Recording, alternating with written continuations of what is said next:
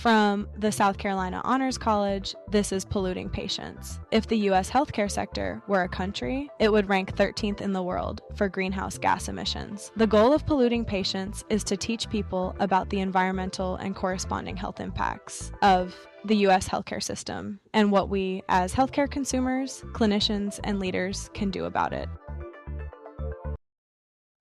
Welcome back to Polluting Patients. I'm your host, Miley Phillips. Today, we're going to be discussing healthcare waste and how it contributes to the healthcare sector's overall environmental impacts. 34 pounds. I want you all to think of a few things that are 34 pounds, just for a second. So, a cute, friendly beagle or cocker spaniel that you see in the park weighs about 34 pounds. Your adorable 3-year-old son or daughter or niece or nephew, brother or sister or whatever also weighs about 34 pounds. But do you know what else weighs 34 pounds? Well, it's the average amount of waste generated by a hospital patient in the United States each and every day. 33.8 pounds, to be exact. Overall, the healthcare sector generates roughly 14,000 tons of waste each year. 25% of this waste is plastic, and 91% of that plastic is not recycled.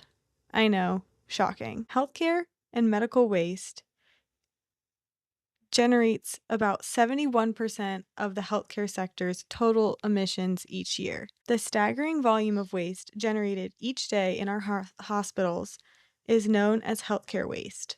This is defined as all types of waste generated from healthcare facilities, whether it is hazardous or harmless material, and whether it is infectious or non-infectious in nature, or if it's a chemical. Within this umbrella of healthcare waste, 85% of it is non-hazardous, and the other 15% is hazardous materials that are infectious, radioactive, or toxic. Additionally, within the umbrella of healthcare waste, there is something called medical waste with its own subcategories that fall under both the hazardous and non-hazardous waste that I just mentioned.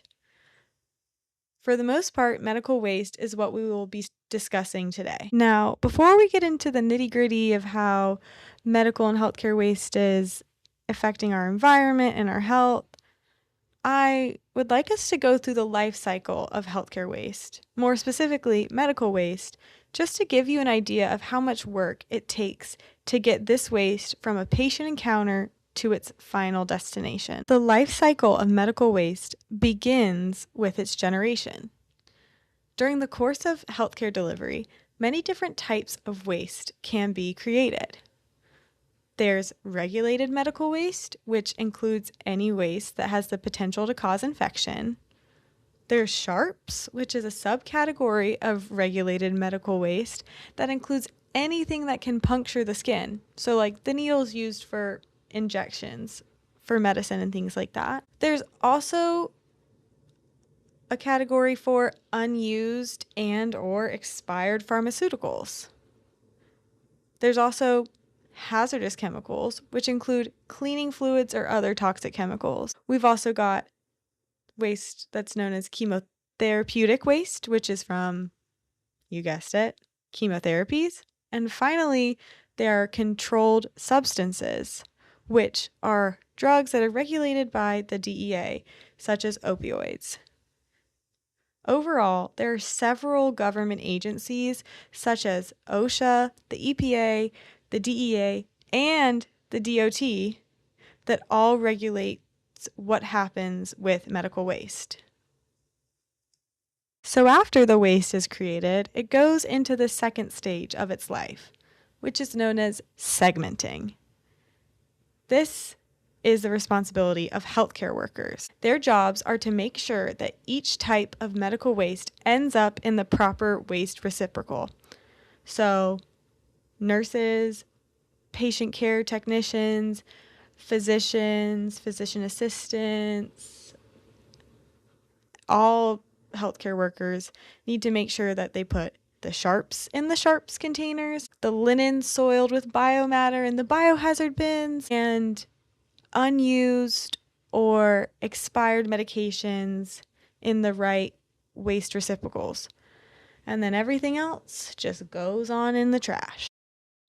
Once the waste is properly segmented, it's ready for its next stage in life, which is preparing waste containers for transport. This is the responsibility of hospital and clinic staff members.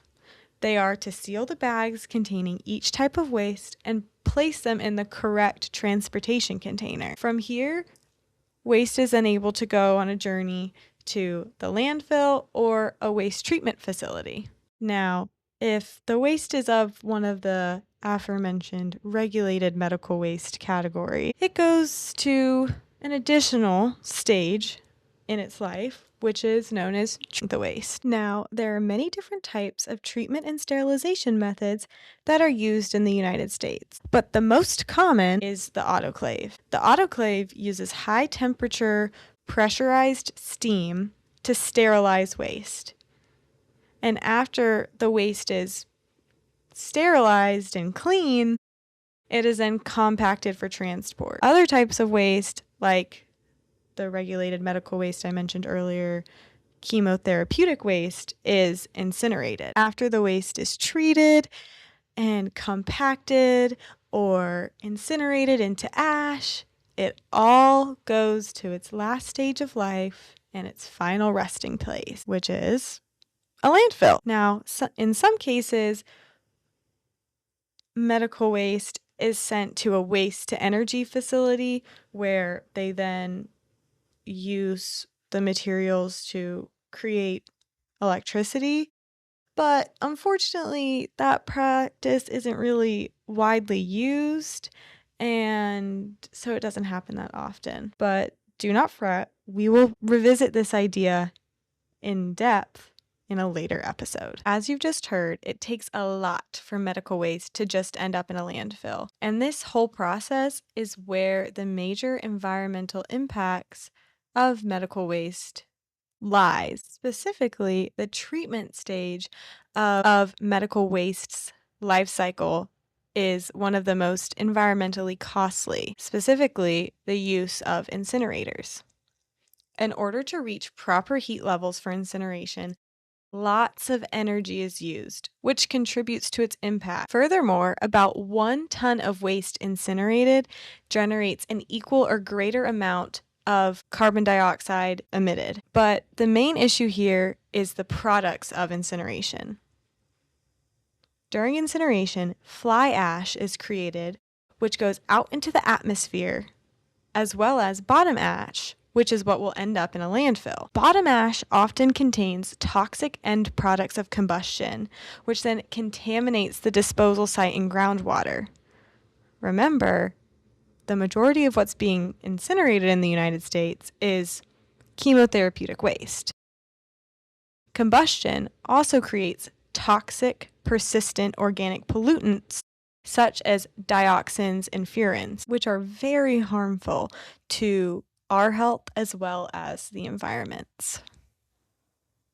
Autoclaves, which is what is majorly used in the United States to treat waste, generates less air and direct pollutants, but still use a ton of energy and water, on par with the amount of power and water that is consumed by 10 families in 1 day of use. Plus, the treated, compacted waste from the autoclave still ends up at the landfill along with the bottom ash from incinerators, thus leaving us with our biggest issue when it comes to medical waste: landfills. Landfills are regarded as one of the leading avenues that contribute to greenhouse gas emissions. According to the EPA, in 2022, landfills released 119.8 million metric tons of CO2 equivalent methane, which is equal to 17% of total United States methane emissions. Methane, as you may or may not know, is an extremely potent greenhouse gas. In fact, methane traps over 80 times the amount of heat carbon dioxide does in a 20-year period. There are also many other greenhouse gases outside of methane that is released by landfills, such as sulfur dioxide and nitrogen dioxide. Sulfur dioxide is considered an aerosol precursor, which can cause acid rain, while nitrogen dioxide is a major air pollutant that causes localized smog and ozone formation, contributing to haze, acid rain, and ground level ozone. The effects of landfills does not just stop at air and atmospheric pollutants. Landfills also contaminate our water. Landfill operations and weather events are associated with the contamination of ground and underground water from something called landfill leachate. Landfill leachate is a highly contaminated liquid byproduct that is formed when water from weather events, such as rain and snowmelt, goes through the decomposing waste that is in a landfill, dissolving the waste and picking up toxic compounds, heavy metals, and inorganic chemicals that then leaches into the soil and into the groundwater and underground water supply. And as we know very well by now from our journey on Polluting Patients, these environmental impacts do in fact also affect our health. A major way that the life cycle of medical waste is impacting our health is air pollution. Like I mentioned earlier, air pollution from treatment of medical waste, such as incineration, releases dangerous toxins like dioxins, furans, and heavy metals. These are known to contribute to the cause of and exacerbate respiratory diseases, cancer, and immunological dysfunction. These health impacts from air pollution are especially felt by individuals and communities that live near the treatment sites or that work in the treatment sites. Pollutants in the form of sulfur dioxide and nitrogen dioxide that are released from landfills are also known to cause asthma and other respiratory issues. Once again, majorly affecting individuals who work at landfills and individuals that live within communities near landfills and other medical waste disposal sites. Water pollution from the life cycle of medical waste also majorly impacts our health. Chemicals and pathogens from landfills can contaminate groundwater and drinking water with the chemicals from the bottom ash of incinerators that are disposed in landfills, commonly polluting water supplies. Drinking water is not the only contaminated type of water when we're discussing these issues with water pollution.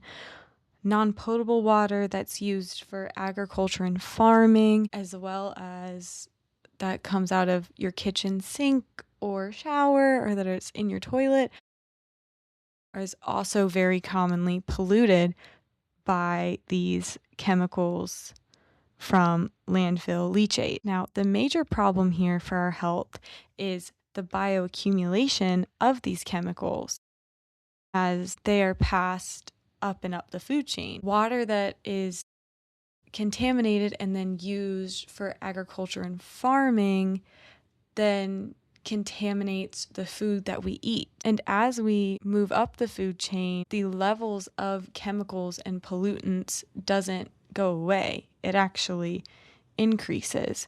So by the time it gets to us, after landfill leachate has contaminated water that was used in agriculture, that was then used to create feed for chickens and cows that we then eat, the levels of these chemicals and pollutants are very high, which can majorly impact our health in a lot of different ways. Examples include neurological damage, disruption of your endocrine system, dysfunction of your reproductive organs, and an overall increased risk for cancer, as these toxins and chemicals accumulate in your body and then cause damage over a long period of time. So overall, medical and healthcare waste are huge contributors to the environmental and health burden of the healthcare sector. Every facet of the impact of medical waste,